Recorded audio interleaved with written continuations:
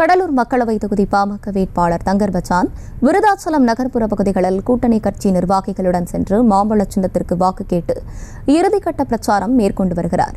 கூடுதல் விவரங்களோடு இணைகிறார் செய்தியாளர் பிரபு. வணக்கம், விவரங்களை வழங்கலாம்.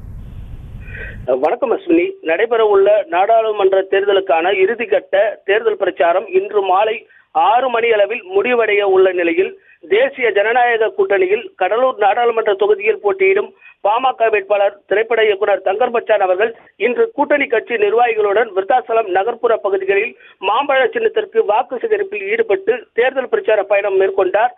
முன்னதாக திட்டக்குடியில் இருந்து விருத்தாசலம் சித்தலூர் 4 முனை சந்திப்பு சாலை பகுதி வழியாக 100க்கும் மேற்பட்ட இருசக்கர வாகனத்தில் பாமக, பாஜக உள்ளிட்ட கூட்டணி கட்சியினர் கொடிகளை கட்டிக்கொண்டு ஊர்வலமாக காந்திநகர், கடைவீதி, தென்கோட்டை வீதி, சன்னதி வீதி, பாலக்கரை சந்திப்பு உள்ளிட்ட நகர்ப்புற பகுதிகளில் மாம்பழ சின்னத்திற்கு வாக்கு சேகரித்தபடி நெய்வேலி நோக்கி சென்றனர். இந்த இறுதி நாள் பிரச்சார பயணத்தில் முன்னாள் பாமக எம்எல்ஏ கோவிந்தசாமி, மாவட்ட செயலாளர் கார்த்திகேயன் மற்றும் பேச்சாளர் மணிகண்டன் உள்ளிட்டோர் பங்கேற்று மாம்பழ சின்னத்திற்கு தீவிர வாக்கு சேகரிப்பில் தற்போது ஈடுபட்டு வருகின்றனர். அஸ்வினி,